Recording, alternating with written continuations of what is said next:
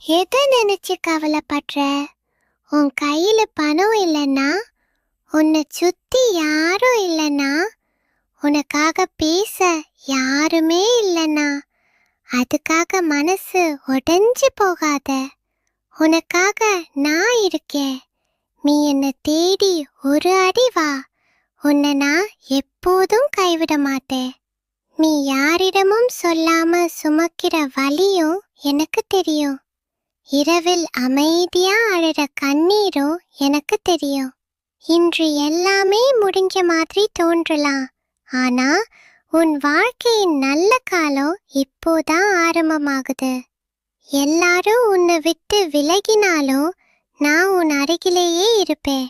அதனால் பயப்படாத, கண்ணீர் விடாத, என் மீது நம்பிக்கை வை. ஓ முருகான்னு சொல்லிட்டு முன்னாடி நட. மீ